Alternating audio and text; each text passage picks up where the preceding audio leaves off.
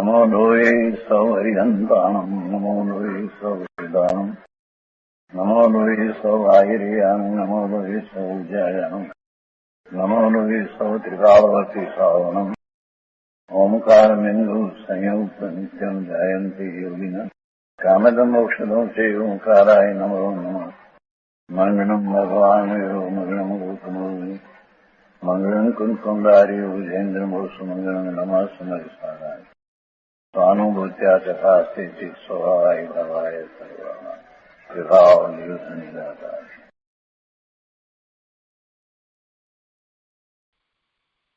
समयसार भगवान कुंकुंदाचार्य रचित समयसार तथा भगवान अमृतचंद्राचार्य रचित आत्मख्याति टीका कलश सहित एनो स्वाध्याय चाले छे।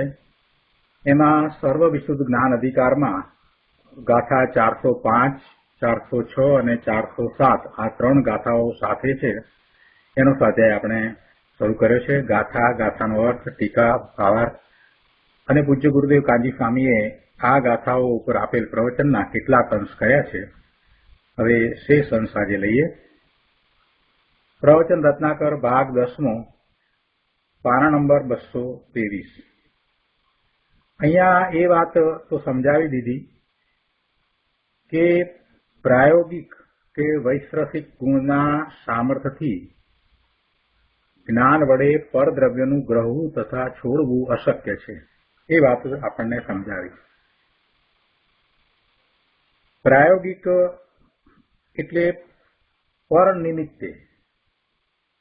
निमित्ते जे शुभाशुभ भाव थाय ए भाव द्वारा परद्रव्यनु ग्रहण के परद्रव्यनो त्याग थई शकतो नथी। अने वैश्रसिक गुण एटले निर्मल परिणाम जे थाय तेवा निर्मल परिणाम थाय। सम्यक ज्ञान, सम्यक दर्शन, सम्यक चारित्रना निर्मल परिणाम थया तो ए परिणाम वडे पण काई परद्रव्यनु ग्रहवू के मूकवू थतुं नथी। એટલે પરદ્રવ્યનું ગ્રહવું તથા છોડવું એ અશક્ય છે। પ્રાયોગિક કે વૈશ્રસિક ગુણના સામર્થ્યથી જ્ઞાન વડે એટલે આત્મા વડે પરદ્રવ્યનું ગ્રહવું તથા છોડવું અશક્ય છે। તો આ વાત આપણે સમજ્યા। હવે અહીંયા 5મા પેરેગ્રાફમાં આગળ વાત કરે છે કે વળી कर्म नो कर्म आदि रूप परद्रव्य ज्ञाननो એટલે અમૂર્તિક આત્મદ્રવ્યનો આહાર નથી, કારણ કે તે મૂર્તિક પૂતગળ દ્રવ્ય છે। શું મૂર્તિક પૂતગળ દ્રવ્ય છે? કર્મ અને નો કર્મ। કર્મ અને નો કર્મ છે એ જડ છે, એ પૂતગળ છે, અને એવા પૂતગળ દ્રવ્યનો आहार अमूर्तिक एवा भगवान आत्मा ने नहीं। शू कहू कि वही कर्म नो कर्म रूप परद्रव्य ए कई ज्ञान नो एटले अमूर्तिक आत्मद्रव्य नो आहार नहीं, कारण के ए कर्म नो कर्म छे ए मूर्तिक उद्गल द्रव्य छे। एटले अमूर्तिक एवा भगवान आत्मा ने मूर्तिक आहार होय नहीं। तर्कथी समजायेલું છે। તેથી જ્ઞાન આહારક નથી, એટલે કે આત્મા આહારક નથી, માટે જ્ઞાનને દેહની શંકા ન કરવી। જીવ દ્રવ્ય છે તે અમૂર્તિક છે અને બીજા 4 અમૂર્તિક છે, ધર્માસ્તિકાય, અધર્માસ્તિકાય, આકાશ અને કાળ। આ અમૂર્તિક દ્રવ્યોને જો મૂર્તિક નો આહાર હોય अथवा तो एम कहीए कि मूर्तिकनु ग्रहण करवू थाय तो एमनु अमूर्तिकपणुं रहे नहीं। मूर्तिकनु ग्रहण करवू थाय तो पछी ए अमूर्तिक केवी रीते रही शके? एटले ए मूर्तिक पदार्थो अमूर्तिकनी अंदर व्यापे नहीं, घूसे नहीं। आ तो तर्क द्वारा समजाय एवुं छे। एटले अहींया एम कहे छे कि भगवान आत्मा जे अमूर्तिक छे એને આ પૂતગળ આદि મૂર્તિક નું ગ્રહણ કરવું હોય નહીં। તેથી જ્ઞાન એટલે આત્મા એ આહારક નથી. હવે એ મૂર્તિક દ્રવ્યને ગ્રહણ જ કરતો નથી, તો પછી એવા જ્ઞાન એટલે આત્માને દેહ હોય એ વાત જ ક્યાં રહી? એટલે કહે છે કે માટે જ્ઞાનને એટલે આત્માને દેહની શંકા ન કરવી કે આત્માને દેહ હોય, આત્મા દેહ રૂપે હોય એવો વિકલ્પ પણ લાવવો નહીં. કેમ કે પેલું અમૂર્તિક અને આ મૂર્તિક, તો આ મૂર્તિક જે પૂતગળ દ્રવ્ય એવું આ જે શરીર, એને અમૂર્તિક આત્મા સાથે કોઈ સંબંધ હોય નહીં. એક જ ક્ષેત્રને વિશે રહ્યા છે, એથી કાંઈ એ બંને ભેગા થઈ ગયા છે એવું નથી. એટલે એવા ભગવાન આત્માને એ શરીર હોય જ નહીં, એને દેહની શંકા ન કરવી. આગળ ગુરુદેવ સમજાવે છે કે જુઓ, નો કર્મ અને આહાર પાણી વગેરે જળ મૂર્તિક પૂતગળ દ્રવ્ય છે અને આત્મા ચેતન અમૂર્તિક દ્રવ્ય છે. અહીંયા કહે છે કે રોટલા, દાળ, ભાત, શાક ઇત્યાદિ મૂર્તિક દ્રવ્યનો આહાર આત્માને છે જ નહીં. કેમ કે આહાર મૂર્તિક દ્રવ્ય છે અને આત્મા અમૂર્તિક દ્રવ્ય છે. અમૂર્તિક ચેતન દ્રવ્યને મૂર્તિક જળનો આહાર કેમ હોય? એટલે કે ન હોય. માટે આત્મા આહારક નથી, આહારને ગ્રહનારો આત્મા નથી. હવે ગ્રહનારો નથી તો પછી ત્યાગનારો પણ ક્યાંથી હોય? આત્મા મૂર્તિકને ગ્રહતો નથી તો પછી મૂર્તિકનો ત્યાગ પણ એને નથી. તો પછી કોઈ પણ પદાર્થનો એણે ત્યાગ કર્યો છે એમ કેવું એ તો ભ્રમ છે. ઉપચારથી એવું કંઈક કહેવામાં આવે કે અમે આ પદાર્થોનો ત્યાગ કર્યો, અમે આજે ઉપવાસ કર્યો એટલે આ બધા ખાદ્ય પદાર્થોનો ત્યાગ કર્યો, એવું કહેવામાં આવે, પણ વાસ્તવમાં એમ નથી. ભગવાન આત્માને એનો આહાર હતો જ નહીં. પોતે જ્યાં સુધી પોતાને ભગવાન આત્મા નહીં માને ને ત્યાં સુધી જ એને પ્રશ્ન છે. એક વખત પોતે પોતાને ભગવાન આત્મા કે જેને કોઈ ગતિ નથી, કોઈ શરીર નથી, એમ એ માનશે એટલે પછી બધું બહુ સહેલું થઈ જાય. પછી એમ નહીં લાગે કે આ ઉપવાસ કર્યો ને આ છોડ્યું તો એ આત્માએ છોડ્યું નથી, એ અમને સમજાતું નથી, એ પછી પ્રશ્ન નહીં ઉદ્ભવે.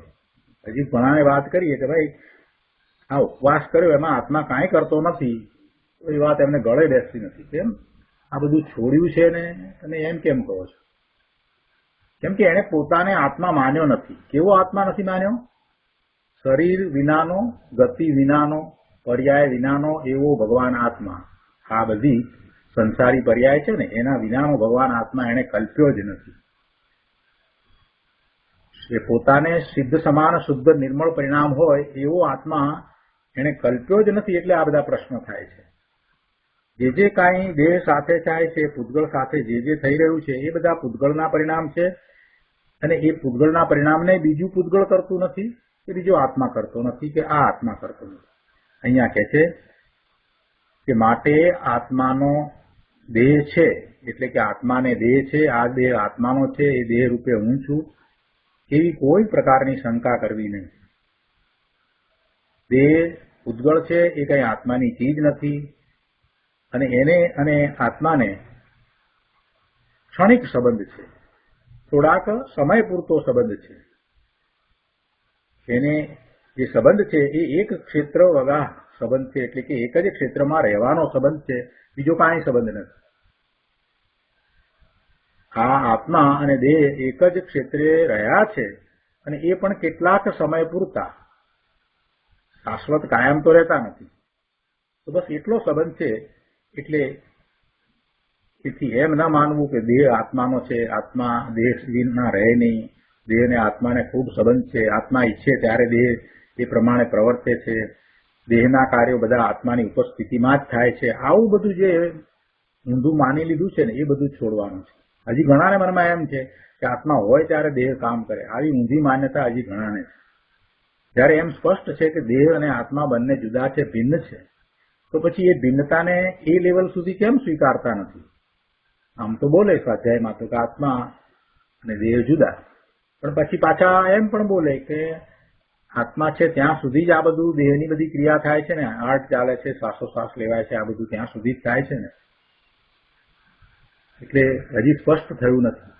તો અહીંયા સ્પષ્ટ કરવાનું છે કે એ અમૂર્તિક પદાર્થ છે, એ અમૂર્તિક પદાર્થ ભગવાન આત્મા છે, એ મૂર્તિકને ગ્રહણ કરતો નથી, મૂર્તિકપણે પ્રવર્તતો નથી, મૂર્તિક સાથે એને કાંઈ સંબંધ નથી, એ એનાથી તદ્દન ભિન્ન છે. અને એમ છે તો પછી એ મૂર્તિક એવા પૂતગળના કાર્યો પણ કરતો નથી. મૂર્તિક એવા પૂતગળના કાર્ય કરવા માટે આત્માને, એ અમૂર્તિક આત્માને મૂર્તિક એવા પૂતગળમાં પ્રવેશવું પડે, એના મય થવું પડે. પણ એમ તો થતું નથી. ભગવાન આત્મા તો સદાય અમૂર્તિક જ રહે છે. એટલે દેહ છે તે આત્માની ચીજ નથી, અને દેહના કાર્યો આત્માની ઈચ્છા પ્રમાણે થતા નથી. ઈચ્છા એ તો ભાવ છે. ઈચ્છા થવી એવા પરિણામ જીવના છે, પણ એવા પરિણામમાં કોઈ એવું સામર્થ્ય નથી કે પરદ્રવ્યમાં કાંઈ કરી દે. એ વાત આપણે ગઈ વખતે કરી હતી, ફરી પણ એ વાત આવશે કે આ જે ઈચ્છા થવી, શુભ ભાવ થવો અથવા અશુભ ભાવ થવો, કરવાનો ભાવ થવો અથવા ભોગવવાનો ભાવ થવો, તો એ ભાવ છે એ જીવના પરિણામ છે. પણ એવા જીવના પરિણામમાં કાંઈ એવું સામર્થ્ય નથી કે એવા પરિણામ થયા, એવા ભાવ થયા એટલે પેલા પરદ્રવ્યને એ રીતે પરિણમવું જ પડે, પરદ્રવ્યને એમ એ પરિણમાવી શકે, એમ નથી. પરદ્રવ્યનું પરિણમન એના કારણે થાય, જીવના ભાવ એ જીવના છે, એ બંને વચ્ચે એ જ પ્રમાણે કાર્ય થતું હોય તો એમ કહેવાય કે નિમિત્ત નૈમિત્તિક સંબંધ છે. પણ જીવના ભાવ પ્રમાણે કાર્ય થતું ન દેખાય પરદ્રવ્યમાં, એમ ઘણી વાર જોવા મળે છે. જીવ તો અનેક પ્રકારના ભાવ કરે છે, તો એ પ્રમાણે બધું થાય છે. શરીરની અંદર વૃદ્ધાવસ્થા ના આવે એવા ભાવ જીવ કરે છે, તો એવું કઈ થતું નથી. શરીરના પૂતગળોનું જે પરિણમન જે રીતે થઈ રહ્યું છે, કેટલાક પરમાણુઓ જે છે એ એમાંથી છૂટી જાય છે, નવા પરમાણુઓ એમાં પ્રવેશે છે, એવું પરમાણુઓનું એ સ્કંધની અંદર નીકળવું અને અંદર પ્રવેશવું એ તો સતત ક્રિયા થાય જ છે. એટલે શરીરના પૂતગળ પરમાણુઓ છે એ તો બદલાયા કરે છે, પણ એવું બદલાય એવું જીવે ક્યારે ઈચ્છ્યું હતું? જીવે તો એવું ઈચ્છ્યું જ ન હતું. એને તો સદાય પોતે એક સરખો યુવાન રહે એવું જ ઈચ્છ્યું હતું, છતાંય આ બધું થઈ રહ્યું છે ને. એટલે દેહ અને આત્માને કોઈ પણ પ્રકારે સંબંધ નથી, માત્ર એક ક્ષેત્રમાં થોડાક કાળ પૂરતા રહ્યા છે, એથી વિશેષ કાંઈ નથી. હવે આટલી વાત સમજીએ એટલે એક બીજી વાત પણ સાથે સમજાઈ જાય કે દેહની જે ક્રિયા થાય એનો યશ આત્માએ લેવાની જરૂર નથી, કે એનો અપયશ પણ આત્માએ લેવાની જરૂર નથી. એનાથી એ તદ્દન ભિન્ન જુદો છે. પોતે ભગવાન આત્મા છે, દેહના કાર્યો જે કાળે જે થવાના હતા તે થાય. દેહને ઉપવાસ થાય તો થયો, એમાં આત્મા એમ કે મેં ઉપવાસ કર્યો, તો એમ નથી. એ દિવસે ખોરાકના પરમાણુનો સંયોગ દેહ સાથે નહોતો થવાનો તો ના થયો. એના એવા શુભ ભાવ હતા કે મારે આજે આહાર ગ્રહણ નથી કરવો, બસ. તો એના જે શુભ ભાવ હતા એ પરિણામ એના છે, અને એ પરિણામને કારણે એને ભાવ બંધ પડે, કર્મનો ભાવ બંધ પડે. એના શુભ ભાવ થયા એને કારણે પડે છે. એમ નથી કે દેહમાં પેલા ખોરાકના પરમાણુ ન આવ્યા માટે એને પુણ્યનો બંધ પડે છે, એમ નથી. સમજવા જેવું છે. આપણે તપ કરીએ ત્યારે આહાર નથી લેતા, તો આહાર નથી લેવું એવું સવારમાં આપણે નક્કી કર્યું, નિર્ણય કર્યો, પચખાણ લીધા, અને પછી આખો દિવસ આહાર નહીં લીધો અને આપણે ઉપવાસ કર્યો. આપણે એમ માનીએ કે આજે ઉપવાસ કર્યો, ખોરાક ન લીધો એટલે મને પુણ્યનો બંધ પડ્યો, એમ નથી. પુણ્યનો બંધ તો ભાવ પ્રમાણે પડે છે. ભાવ એવા હતા માટે પુણ્યનો બંધ પડે, અને એવા ભાવ ન કર્યા હોત તો પણ એ દિવસે શરીર સાથે આહારનો સંયોગ નહોતો થવાનો એ વાત નિશ્ચિત હતી, તો એ દિવસે ખોરાક ન મળત. સવારે એવો નિર્ણય ન કર્યો હોત ને તો પણ જો એ દિવસે ખોરાકના પરમાણુનો સંયોગ શરીરના પરમાણુ સાથે નહોતો થવાનો તો ન જ થાય. એટલે નકામાના અભિમાન કરવા નહીં. દેહની ક્રિયા દ્વારા હું ધર્મ કરું છું એવા અભિમાન છોડીને ધર્મ તો સ્વરૂપને લક્ષ્ય જ છે એવો નિર્ણય કરવો. પછી દેહની ક્રિયા જે થવી હોય તે થાય. દેહની ક્રિયા જે થવી હોય તે થાય. પોતાના ભાવ એ મહત્વના છે. શુભ ભાવ છે એને કારણે બંધ પડે છે, અશુભ ભાવને કારણે પણ બંધ પડે છે. પણ એ ભાવમાં એવી કોઈ તાકાત નથી કે દેહની ક્રિયા કરાવે. એટલે એ વાત પણ સાથે યાદ રાખવી કે મારા શુભ ભાવ થયા એટલે દેહની ક્રિયા એમ થઈ એમ પણ નથી. આ બંને વાતને બરાબર યાદ રાખવા જેવી છે. એને વિસ્મરણ કરવા જેવી નથી. અહીંયા ભાવાર્થ ઉપરના પ્રવચનમાં પાના નંબર 224 ઉપર ગુરુદેવ સમજાવે છે. ભાવાર્થની પહેલી વાતને લઈએ પછી સમજીએ. ભાવાર્થમાં પંડિતજીએ એમ કહ્યું કે જ્ઞાન સ્વરૂપ આત્મા અમૂર્તિક છે અને આહાર તો કર્મ નો કર્મરૂપ પૂતગલમય મૂર્તિક છે. તેથી પરમાર્થે આત્માને પૂતગલમય આહાર નથી. વળી આત્માનો એવો જ સ્વભાવ છે કે તે પરદ્રવ્યને તો ગ્રહતો જ નથી. પરદ્રવ્યને ગ્રહતો નથી એટલે પછી છોડતો પણ નથી. સ્વભાવરૂપ પરિણામો કે વિભાવરૂપ પરિણામો બંને પરિણામો પોતાના જ છે. સ્વભાવરૂપ પરિણામો કે વિભાવરૂપ પરિણામો. સ્વનું લક્ષ કરતા થતા જે નિર્મળ પરિણામો છે તે સ્વભાવરૂપ પરિણામ છે અને પરનું લક્ષ કરતા થતા જે વિભાવરૂપ પરિણામો છે તે અશુદ્ધ પરિણામો છે. એ બંને પ્રકારના પરિણામો જીવને થાય છે. સ્વભાવરૂપ પરિણામ થાય છે ત્યારે ઉપાદાન શુદ્ધ છે. વિભાવરૂપ પરિણામ થાય છે તે વખતે ઉપાદાન અશુદ્ધ છે. એટલે કે એ સમયની એવી યોગ્યતા છે, તે તત્કાલીન યોગ્યતા છે. સ્વભાવરૂપ પરિણામો જીવનો એવો સ્વભાવ છે માટે થાય છે. વિભાવરૂપ પરિણામ જીવના સ્વભાવને કારણે નથી થતા, પણ તેની પુરુષાર્થની નબળાઈને કારણે થાય છે અથવા અજ્ઞાનને કારણે થાય છે. તો આવા બંને પ્રકારના પરિણામો એ પોતાના જ પરિણામના ગ્રહણ ત્યાગ છે. એ બંને પ્રકારના પરિણામો છે એ જ પરિણામો જ એ એનો ગ્રહણ અને ત્યાગ છે. જીવને ગ્રહણ ત્યાગ જો કાંઈ હોય તો એ આ પરિણામો છે એમ કહ્યું. કે સ્વભાવરૂપ પરિણામો કે વિભાવરૂપ પરિણામો પોતાના જ પરિણામના ગ્રહણ ત્યાગ છે. પરદ્રવ્યના ગ્રહણ ત્યાગ તો જરા પણ નથી. પરદ્રવ્યને તો એ જરાય ગ્રહતો નથી, છોડતો નથી. આ રીતે આત્માને આહાર નહીં હોવાથી તેને દેહ જ નથી. ગુરુદેવે એનો વિસ્તાર કર્યો છે. કહે છે કે જ્ઞાન સ્વભાવી પ્રભુ આત્મા સ્પર્શ રસ ગંધ વર્ણ વિનાની અરૂપી અમૂર્તિક ચીજ છે અને કર્મ નો કર્મ તો રૂપી મૂર્તિક છે. હવે અરૂપી એવો આત્મા રૂપી એવા કર્મ નો કર્મને ગ્રહે કે છોડે એ સંભવિત નથી. કેમ કે ભગવાન આત્મા પરના ગ્રહણ ત્યાગથી રહિત છે, પરના ગ્રહણ ત્યાગથી શૂન્ય છે. પરને અડે નહીં તો પછી એ પરને ગ્રહે ક્યાંથી? જે પરને અડતો પણ નથી એ પરને ગ્રહે કે છોડે? એમ થતું નથી. માટે પરમાર્થે આત્માને પૂતગલમય આહાર નથી. આ સિદ્ધાંતની વાત કરી. આ બહારના વેપાર ધંધા બધી પર ચીજ છે, તેને આત્મા ગ્રહતો નથી કે છોડતો નથી. એ પર પદાર્થ તો એના જ્ઞાનનું જ્ઞેય અને એ પણ પર જ્ઞેય છે. અને આ પર પદાર્થો એ પર જ્ઞેય છે એમ જયારે કહ્યું તો એ પણ વ્યવહારથી, એ વ્યવહારથી નિશ્ચયથી નહીં.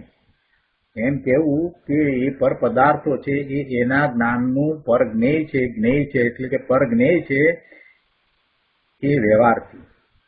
તો નિશ્ચયથી શું? નિશ્ચયથી તો તે સંબંધીનું, એ પર પદાર્થો છે એ સંબંધીનું એટલે તત્સંબંધી જે જ્ઞાન પ્રગટ થયું તે તેનું જ્ઞેય છે. આત્માનું નિશ્ચયથી જ્ઞેય શું છે? તો કે આ પર પદાર્થો સંબંધીનું જ્ઞાન છે એ એનું જ્ઞેય છે. અને વ્યવહારથી આપણે એમ કહીએ કે પર પદાર્થો છે એ એનું જ્ઞેય છે. પર પદાર્થોને એ જાણે છે. વાસ્તવમાં એ પર પદાર્થોને નહીં પણ પર પદાર્થો સંબંધીના જ્ઞાનને જ્ઞેય કરીને જાણે છે. એ એનું જ્ઞેય છે ને એને એ જાણે છે. એવો ભગવાન આત્મા છે. નિજ જ્ઞાયક સ્વભાવને જ્ઞેય કરનારું જ્ઞાન સમ્યક જ્ઞાન છે. હવે આ મોટી વાત કરી પર પદાર્થોનું જ્ઞાન એટલે પર પદાર્થો સંબંધીનું જે જ્ઞાન પ્રગટ થયું છે તે તેનું જ્ઞેય છે એટલે એને એ જાણે છે. એ વાત તો બરાબર, કેમ કે જ્ઞાનનો એવો સ્વ પર પ્રકાશક સ્વભાવ છે એટલે એ પરને જાણે છે તો પરને આ રીતે જાણે છે, પર પદાર્થો સંબંધીના જ્ઞાનને જ્ઞેય બનાવીને એને જાણે છે. પણ સ્વ પર પ્રકાશકમાં સ્વ પ્રકાશકને પહેલા લેવામાં આવ્યું છે અને એ છે તો જ આ પર પ્રકાશકપણું છે. એકલું પર પ્રકાશકપણું હોતું નથી. પોતે સ્વને જાણવા વાળો છે, એને ખબર નથી, એ ભૂલી ગયો છે એથી કઈ એમ નથી, એમ કઈ રીતે કહી શકાય? એ ભલે ભૂલી ગયો કે પોતે સ્વને જાણવા વાળો છે, પણ વાસ્તવમાં તો એ તો છે જ ને. એટલે કહે છે કે એનો જ્ઞાયક સ્વભાવ છે એ ખરેખર તો પોતાને જ જાણે છે.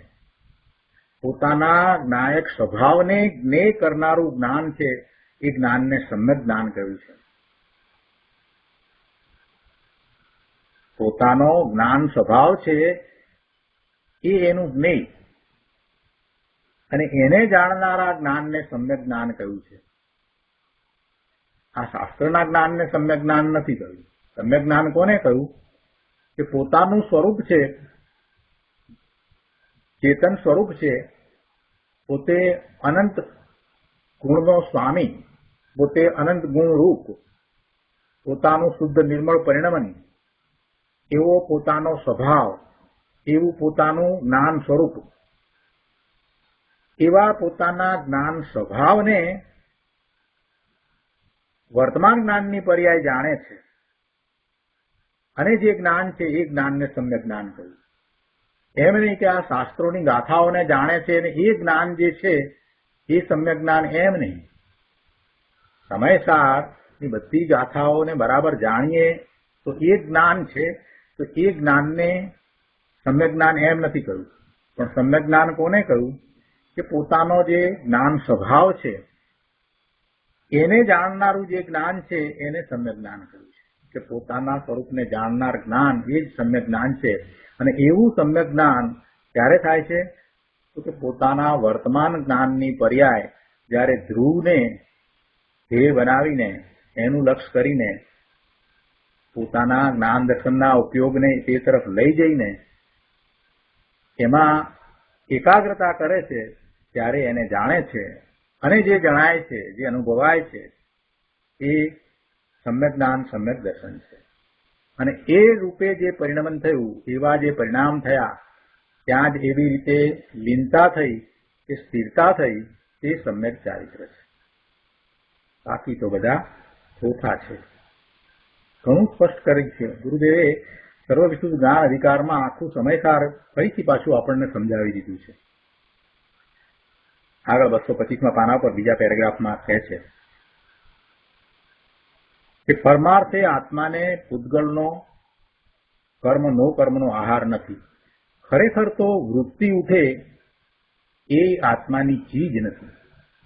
કેમ કે એને વૃત્તિ ઉઠે છે, ખોરાકની વૃત્તિ ઉઠી, આહારની વૃત્તિ ઉઠી, પર પદાર્થને ગ્રહવાની વૃત્તિ ઉઠી, પર પદાર્થમાં કંઈક કરવું છે એવી એને વૃત્તિ ઉઠી, પર પદાર્થને ભોગવવાની વૃત્તિ ઉઠે છે. જીવને વૃત્તિ ઉઠે છે. એ વૃત્તિ શું છે? એ વિભાવ ભાવ છે.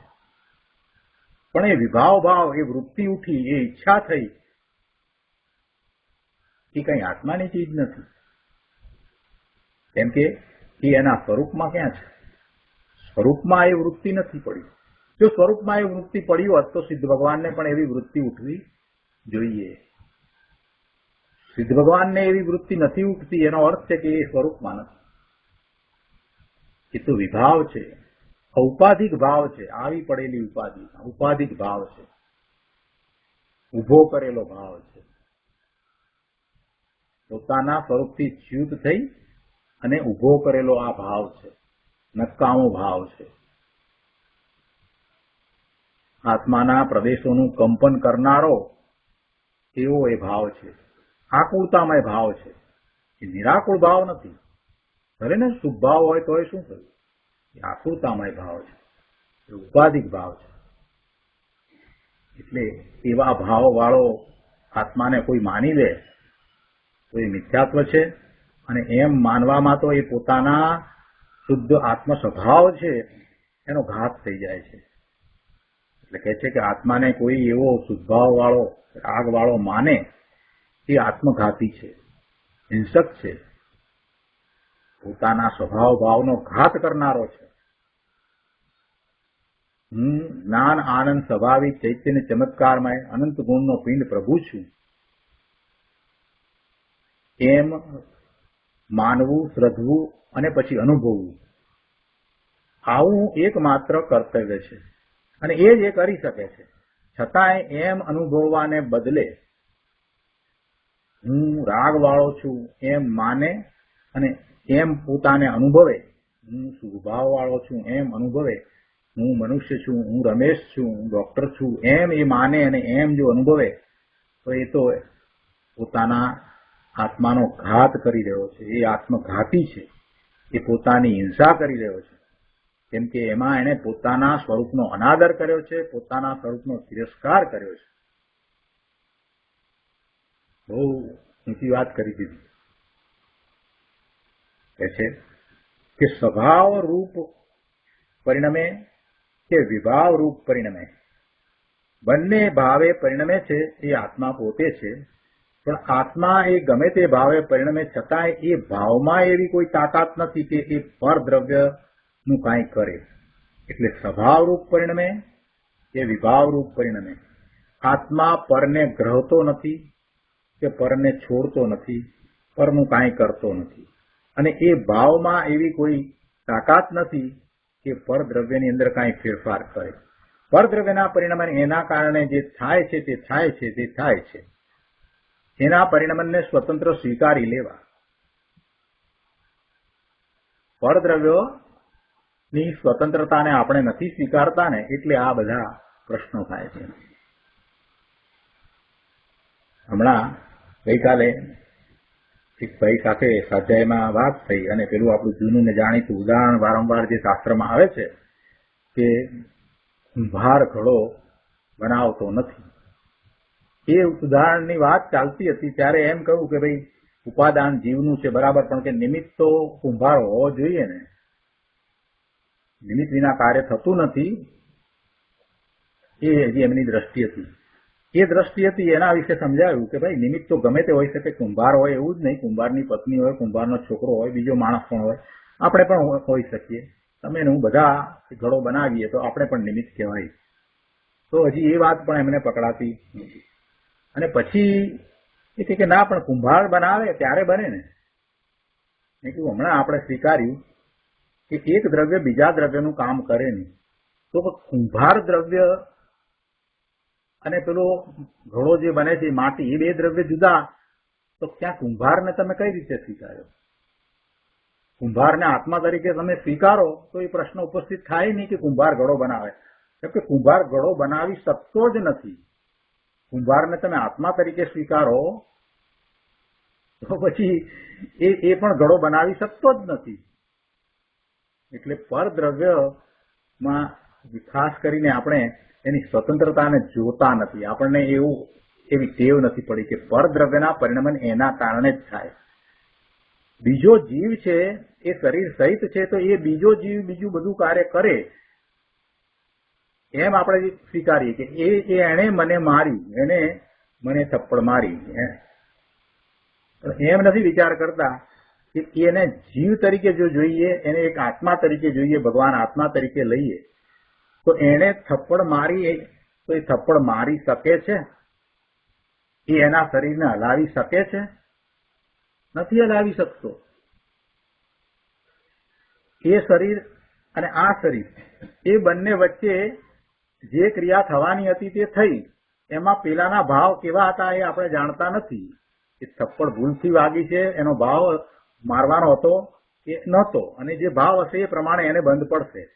પણ વિચાર બીજો કરવાનો છે કે એ જીવ જે થપ્પડ મારનારો જે જીવ છે એ વાસ્તવમાં એના શરીરના એવા હલનચલન કરાવી શકે છે?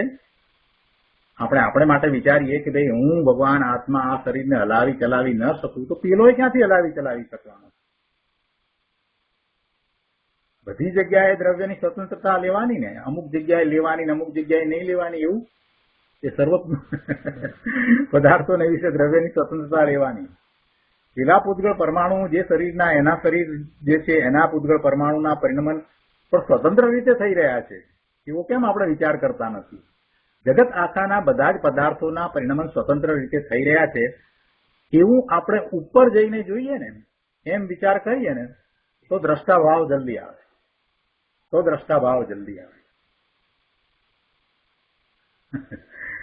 અહીંયા કહે છે કે સ્વભાવરૂપ પરિણમે કે વિભાવરૂપ પરિણમે આત્મા પરને ગ્રહતો નથી કે છોડતો નથી.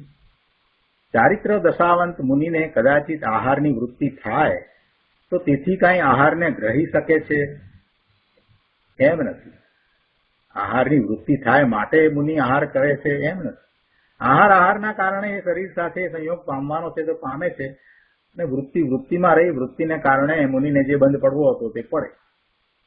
એટલે તો મુનિને ઘણીવાર એવું બને છે કે નીકળ્યા છે, વૃત્તિ થઈ છે, અને કોઈ વાર આહાર મળે છે ને કોઈ વાર આહાર નથી મળતો, તો વૃત્તિ અને સમેટી લઈ અને પોતે પાછા પોતાના સ્વભાવ રૂપ ભગવાન આત્મામાં લીનતાનો પુરુષાર્થ, સ્થિરતાનો પુરુષાર્થ પાછો આદરી દે છે, પાછા ચાલ્યા જાય છે, ધ્યાનમાં બેસી જાય છે. એટલે મુનિને તો બધું સ્પષ્ટ છે કે આ વૃત્તિ ઉઠી, અને વૃત્તિ ઉઠે છે તે કાળે એ વૃત્તિને પણ એ જાણે છે, પોતાથી જુદી છે એમ જાણે છે. એવું એમને જ્ઞાતા દ્રષ્ટાપણું છે. અહીંયા કહે છે કે એ મુનિને કદાચ એવી વૃત્તિ થઈ તો એ કઈ આહારને ગ્રહી શકે, કર્મને ગ્રહી શકે, કે કર્મની નિજરા કરી શકે છે? કાંઈ કરી શકતા નથી. જો કર્મને ગ્રહી શકે પણ નહીં, જળ કર્મને, કે જળ કર્મની નિજરા, એ કર્મને રજકણોનો સ્કંદ એને છોડી શકે પણ નહીં. કર્મને ગ્રહી શકે કે કર્મની નિજરા કરી શકે એમ નથી. આ પૂતગળ કર્મની, જળ કર્મની વાત છે, દ્રવ્ય કર્મની વાત છે. એ પણ એ કરી શકે નહીં. એ એના કારણે થાય છે. એ જળ કર્મ, એ કર્મને રજકણો ભેગા થવા અને છૂટા પડવા એ એના કારણે થાય છે. મુનિરાજ તો વૃત્તિ ઉઠે તેના કરતા થતા નથી. વૃત્તિ થઈ છે છતાં એના એ સ્વામી થતા નથી કે અમારી વૃત્તિ છે. માત્ર જ્ઞાતા દ્રષ્ટા રહે છે. વૃત્તિ થઈ તે અપેક્ષાએ આપણે એમને કરતા કહીએ, પણ વૃત્તિ કર્તવ્ય છે એમ એ માનતા નથી. વૃત્તિ કર્તવ્ય છે, કરવા જેવી છે એમ તો એમને સ્વામીપણું પણ નથી, એવી માન્યતા પણ નથી.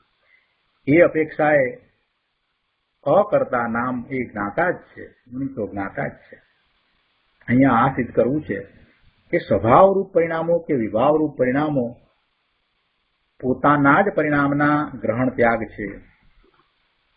પરદ્રવ્યના ગ્રહણ ત્યાગ તો જરા પણ નથી. આ રીતે આત્માને આહાર નહીં હોવાથી તેને દેહ જ નથી. તો આ રીતે ગાથા 405, 406 અને 407 પૂરી થાય છે. હવે આગળ અહીંયા કહે છે કે આત્માને દેહ જ નહીં હોવાથી ઉદ્ગલમય દેહ સ્વરૂપ લિંગ એટલે વેશ, ભેખ, બાહ્ય ચિહ્ન એ મોક્ષનું કારણ નથી. અને એવા અર્થની હવે પછી જે ગાથાઓ આવવાની છે એની પહેલા એવા અર્થનું સૂચનારૂપ કાવ્ય અમૃતચંદ્રાચાર્ય ભગવાન કહે છે. કળશ 238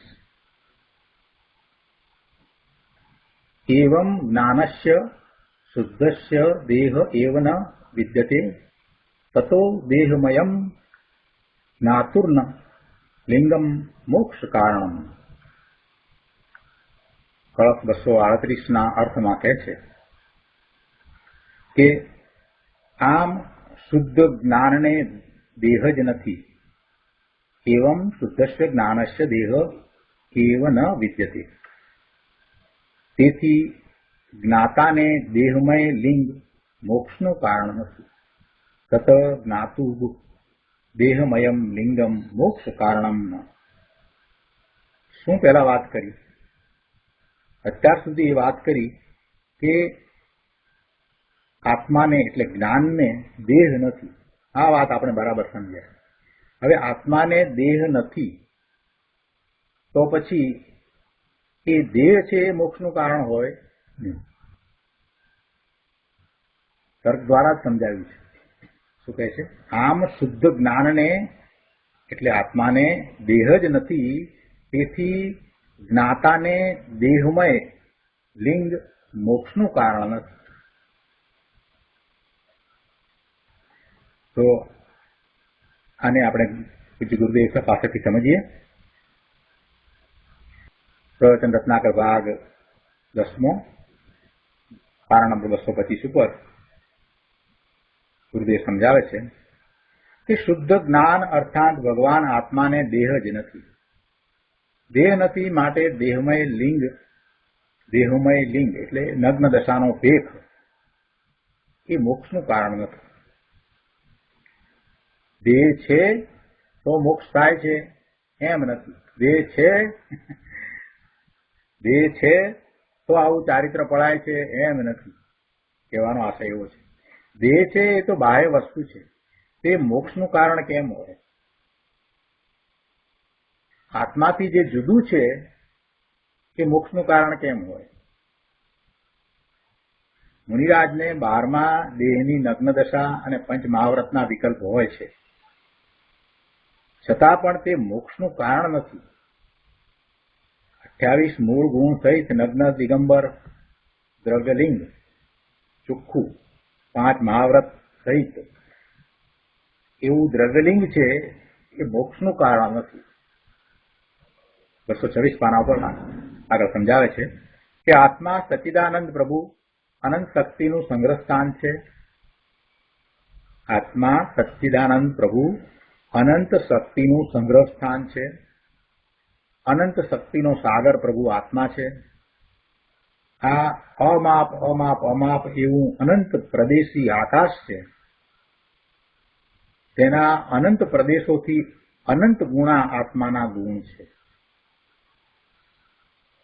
જેની એક સમયની પૂર્ણ જ્ઞાનની દશા, કેવળ જ્ઞાનની દશા, વિશ્વના 6 દ્રવ્ય, તેના અનંતા ગુણ, તેની 3 કાળની અનંતી પર્યાય, તે સર્વને યુગપત એટલે એક સાથે એક સમયમાં અડ્યા વિના જ જાણી લે એવો બેહદ જ્ઞાન સ્વભાવી પ્રભુ આત્મા છે. આ શાસ્ત્ર જ્ઞાન હોય તે જ્ઞાન એમ નહીં, ખરેખર તો દ્રવ્ય સ્વભાવને સ્પર્શીને એટલે તેની સન્મુખ થઈને પ્રગટ થાય તે જ્ઞાન છે. જ્ઞાનની એક નવી વ્યાખ્યા મૂકી છે અહીંયા. તો કોને જ્ઞાન કહેવું? તો કે છે કે દ્રવ્ય સ્વભાવને સ્પર્શીને તેની સન્મુખ થઈને જે પ્રગટ થાય છે જ્ઞાન, એ જ્ઞાનને જ્ઞાન કહ્યું, એ સમ્યક જ્ઞાન છે. આવા અચિંત્ય બેહદ જ્ઞાન આનંદ સ્વભાવી પ્રભુ આત્માને કહે છે કે દેહ જ નથી. તો એ પ્રશ્ન કર્યો કે હા, પણ આત્માને દેહ જ નથી એ તો એકાંત થઈ ગયું. જ મૂક્યું એટલે એકાંત થયું. આત્માને દેહ જ નથી એ તો એકાંત થઈ ગયું. એટલે પ્રશ્ન કરનારનો એવો ભાવ છે કે ના, દેહ પણ હોય આત્માને. એવું ક્યાંક રાખો, કોઈક અપેક્ષાએ આત્માને દેહ પણ હોય. આત્માને કોઈ અપેક્ષાએ દેહ હોય નહીં. સંસારી અવસ્થામાં કે સિદ્ધ અવસ્થામાં કોઈ અવસ્થામાં આત્માને દેહ નથી. આત્મા દેહ સાથે એક ક્ષેત્રમાં રહેલો છે, પણ છતાં એ દેહ આત્માનો નથી. એમ કે ના, સંસારી અવસ્થામાં તો દેહ હોય છે ને, પણ દેહ છે તે આત્માનો ક્યાં છે? એ વખતે પણ એ દેહ એનો નથી. એ વખતે પણ એ દેહ ઉપર આત્માનું કાંઈ ચાલતું નથી. એ વખતે પણ એ દેહના કાર્યો આત્મા કરતો નથી. એ વખતે પણ આત્મા ઈચ્છે એમ દેહની અંદર કાંઈ થતું નથી. દેહના ફેરફારો જે થાય છે તે બધા એના કારણે થાય છે. એને આત્મા અટકાવી પણ શકતો નથી. એની અંદર રોગ થવા, એની અંદર વૃદ્ધાવસ્થા આવવી, એ ક્ષીણ થવું, એમાં કાંઈ આત્મા કરી શકતો નથી સંસાર અવસ્થામાં. એટલે ક્યારેય આત્માને દેહ છે જ નહીં. શું કહે છે? આત્માને દેહ જ નથી એમ ગુરુદેવે કહ્યું. એટલે પેલા ભાઈએ પ્રશ્ન કર્યો કે પણ એ તો એકાંત થઈ જાય એમ. આત્માને દેહ જ નથી તો એકાંત થઈ ગયું. પણ ભાઈ વાત એમ જ છે કે ગુરુદેવ કહે છે કે એકાંત થઈ ગયું તો થઈ ગયું. એ સમ્યક એકાંત છે. કેમ કે આત્માને દેહ છે જ નહીં. દેહ આત્માની ચીજ છે જ નહીં. એટલે કોઈ અપેક્ષાએ આત્માને દેહ છે એમ તમે કહી શકો નહીં. દેહની સમય સમયની અવસ્થા થાય તે જડની જડમાં થાય છે. તે અવસ્થા આત્માની નહીં અને આત્મામાં પણ નહીં અને આત્માથી પણ નહીં. દેહની અવસ્થામાં આત્માનો કાંઈ રોલ નથી, કે કાંઈ ભાગ ભજવતો નથી. નક્કામાનો જીવ એમ માને છે કે હું શરીરને સારું રાખું છું. વાસ્તવમાં એમ નથી. દેહની ક્રિયા જે કાળે જે થવાની છે તે થાય છે, તે થાય છે. આત્મા ઈચ્છે કે ન ઈચ્છે, જે થાય છે તે થાય છે. એ અવસ્થા એ આત્માની નથી, એમાં આત્મા નથી અને આત્માથી પણ નહીં, કે આત્માના ભાવથી પણ નહીં. દેહની અવસ્થામાં આત્મા નથી અને આત્માની અવસ્થામાં દેહની અવસ્થા નહીં. તેથી કહે છે જ્ઞાતાને, ભગવાન આત્માને દેહમય લિંગ મોક્ષનું કારણ નથી. આત્મા સ્વને જાણે અને અનંતા પરદ્રવ્યોને જાણે એવો સ્વ પર પ્રકાશક જ્ઞાતા પ્રભુ છે. પરંતુ જેને અંદરમાં સ્વ સ્વરૂપનું જ્ઞાન થયું નથી તેને દેહ આદિ પરનું યથાર્થ જ્ઞાન નથી. જેને સ્વ સ્વરૂપ ભગવાન આત્માનું જ્ઞાન નથી થયું ને એને આ દેહ આદિ પરનું પણ યથાર્થ જ્ઞાન નથી. એ દેહને જાણતો જ નથી. અજ્ઞાની એમ માને છે ને કે આ દેહ મારો ને દેહનું બધું હું કરું, પણ વાસ્તવમાં તો એ દેહને જાણતો જ નથી. દેહ સંબંધીનું એનું જ્ઞાન છે ને એ પણ યથાર્થ નથી. જેને સ્વ સ્વરૂપનું જ્ઞાન થયું છે, જે સ્વને જાણે છે એ જ પરને યથાર્થ જાણે છે. પણ જે સ્વને નથી જાણતો એ પરને પણ યથાર્થ નથી જાણતો. જેને અંદરમાં સ્વ સ્વરૂપનું જ્ઞાન થયું નથી તેને દેહ આદિ પરનું યથાર્થ જ્ઞાન નથી. જેને નિજ સ્વરૂપગ્રાહી જ્ઞાન અંદર પ્રગટ થાય તેને જ સ્વ પર પ્રકાશક યથાર્થ જ્ઞાન હોય છે. અને તે યથાર્થ જાણે છે કે દેહમય લિંગ મોક્ષનું કારણ નથી. અમે અમારા શરીરને બરાબર જાણીએ, રગે રગ જાણીએ. અમે ખૂબ અભ્યાસ કર્યો છે. અમે ડોક્ટર થયા, અમે માસ્ટર થયા, બરાબર બધું જાણીએ છીએ. શરીર વિશે તમે ગમે તે પૂછો, બધું અમને ખબર છે. કાંઈ અમસ્તા 10 વર્ષ એમાં કાઢ્યા નથી. મેડિકલની અંદર 10-10, 12 વર્ષ કાઢ્યા, કાંઈ અમસ્તા કાઢ્યા છે, બધું જાણીએ છીએ. પૂછો તમે, પૂછો. આવું અભિમાન હોય, આવું અભિમાન હોય. એનાટોમીનો પ્રોફેસર હોય, 15-20 વર્ષથી એનાટોમી ભણાવતો હોય, તો એમ માને કે શરીરની બધી વાત, બધી વસ્તુ, એનાટોમી બધી મને સૂક્ષ્મમાં સૂક્ષ્મ ખબર છે. એની હિસ્ટોલોજી પણ હું જાણું છું. ફિઝિયોલોજીનો જે ટીચર હોય, પ્રોફેસર હોય, એ 15 વર્ષથી ફિઝિયોલોજી ભણાવતો હોય તો શરીરની બધી ફિઝિયોલોજી વિશે એને ભાન હોય. એમાં એને પીએચડી કર્યું હોય તો એ કહી શકે એમ કે ફિઝિયોલોજી, શરીરની બધી જ ફિઝિયોલોજી અમે બરાબર જાણીએ. અહીંયા કહે છે કે ભાઈ તું દેહને જાણતો નથી, તું યથાર્થ જાણતો નથી. જ્યાં સુધી તું સ્વને જાણતો નથી ત્યાં સુધી તું પરને યથાર્થ જાણતો નથી, જેમ છે તેમ જાણતો નથી. કેમ કે તારી દ્રષ્ટિમાં તો જે જાણવાપણું છે એ તો ઇન્દ્રિયો દ્વારા જાણવાપણું છે, એ તો સ્થૂળપણે જાણવાપણું છે. તું દેહને જાણે છે, એનાટોમિકલી કે ફિઝિયોલોજીકલી જાણે છે, તો એ બધું જાણવાપણું પણ સ્થૂળ છે. માઇક્રોસ્કોપમાં હિસ્ટોલોજી જાણે છે તો પણ એ સ્થૂળ છે, એને સૂક્ષ્મ કહેતા નથી. જે સ્વને જાણે છે એ જ સાચા અર્થમાં દેહને જાણે છે. એનાટોમી અને ફિઝિયોલોજીમાં ક્યારેય એવું શીખવાડવામાં નથી આવતું કે સમયે સમયે આ શરીર છે એ બીજા પૂતગળ પરમાણુઓને ગ્રહણ કરે છે અને છોડે છે.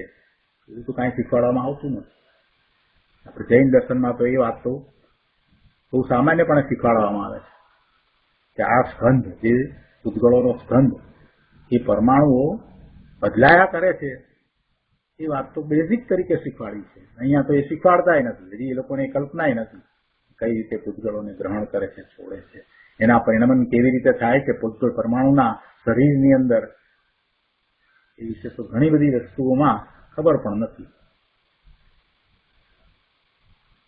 આ એન્ઝાઇમ ને હોર્મોન વિશે હજી કાંઈ ખબર નથી. પૂરી કોઈ માહિતી નથી.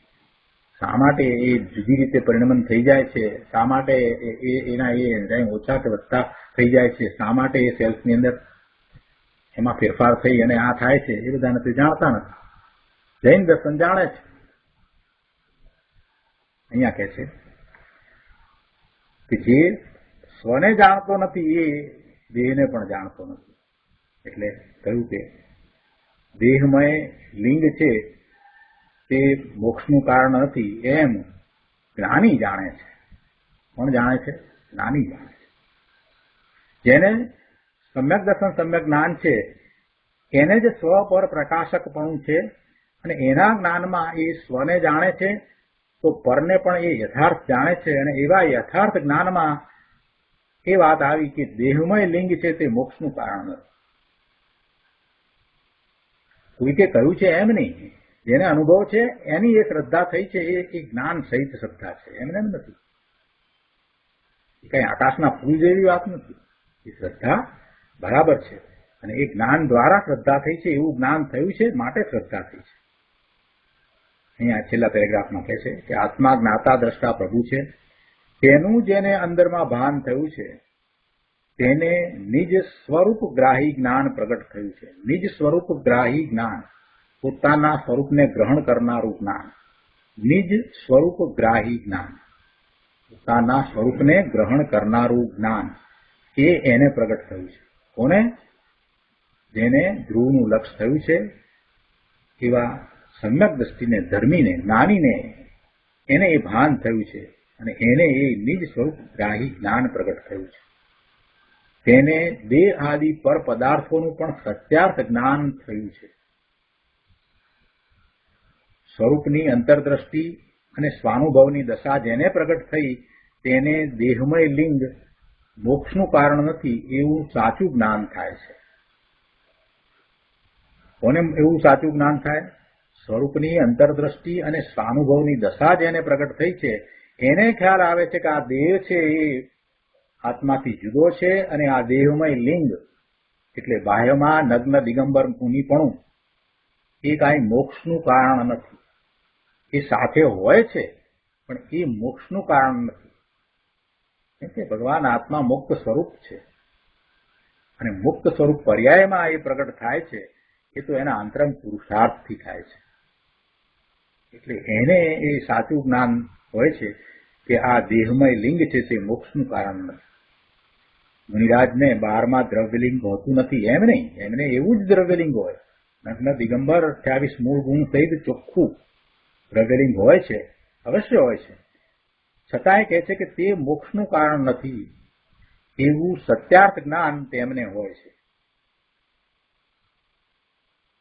ગુરુદેવ કરુણા કરીને સમજાવે છે કે ભાઈ વ્રત આદિના વિકલ્પ એ પણ દેહમય લિંગ જ છે. એટલે કે દેહના લક્ષ્ય થતી એ બધી ક્રિયા છે એવો વિકલ્પ છે.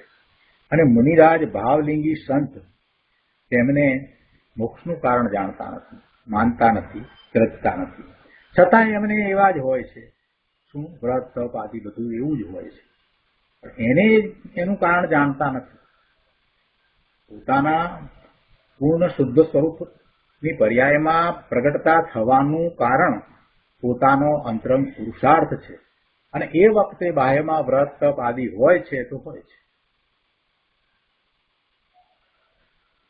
લોકમાં તો એવું માને કે ભગવાનની ભક્તિ કરતા કરતા અને ગુરુની ભક્તિ કરતા કરતા કલ્યાણ થઈ જાય. ગુરુદેવ કહે છે કે બાપુ એ તો મિથ્યાત્વનું મોટું શલ્ય છે. મિથ્યાત્વનું મોટું શલ્ય છે. કેમ કે આવું માનીને રોકાઈ રહ્યો છે. અનાદિથી એમ માનીને પુરુષાર્થ કરતો જ નથી.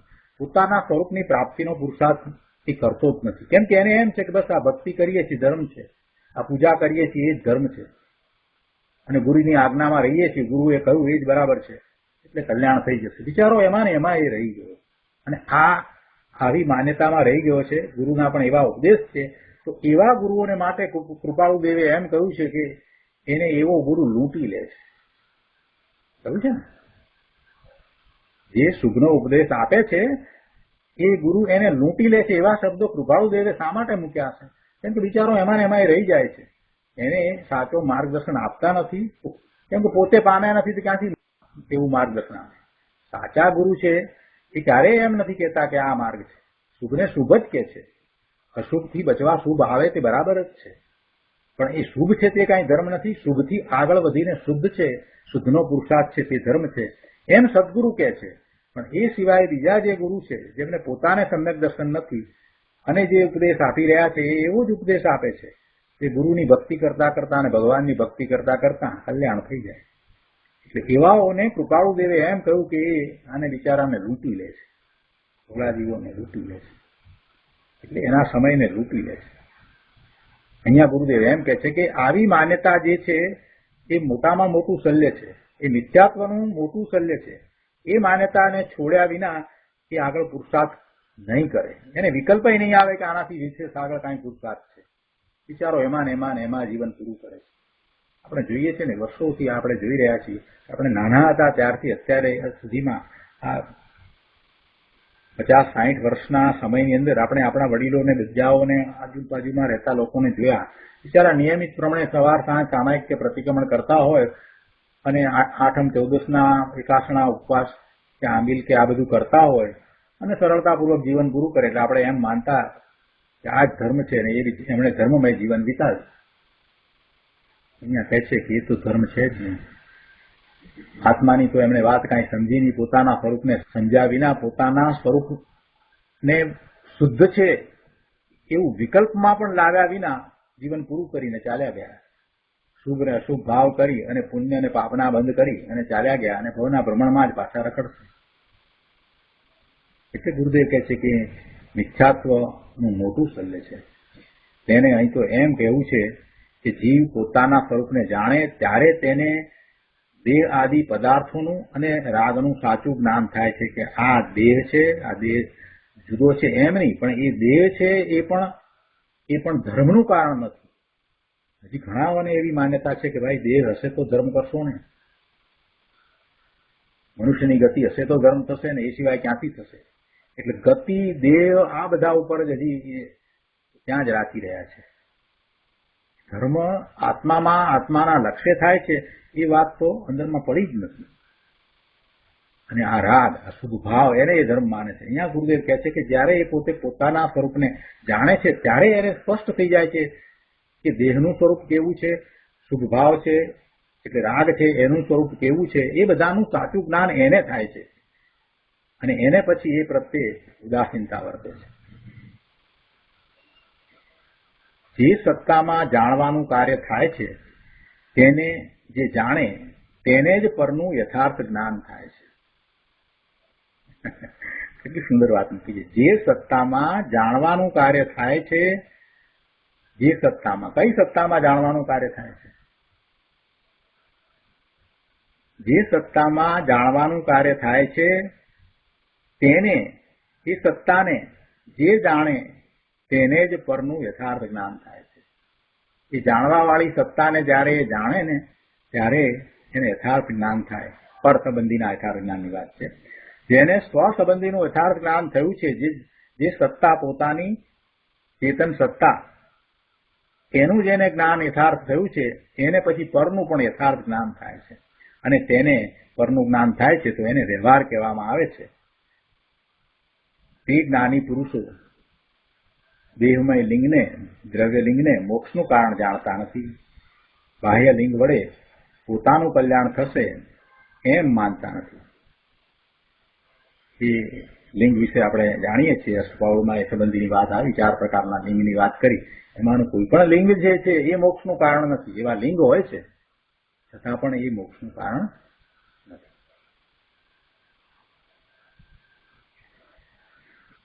તો આ રીતે આપણે આ કળશ પૂરો કરીએ છીએ. હવે આ કળશમાં જે વાત આવી છે એ તો સૂચના રૂપે વાત આવી, અને એ વાત હવે પછી ગાથા 408 અને 409માં કુંકુંદાચાર્ય ભગવાન કરવાના છે. તો એ વાત આપણે આવતી વખતે લઈશું. આજનો સ્વાધ્યાય અહીંયા સુધી રાખીએ છીએ.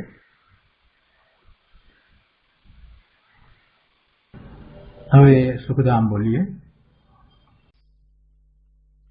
સુખધામ અનંત સુસંત ચરી દિન રાત રહે તદ જ્ઞાન મહી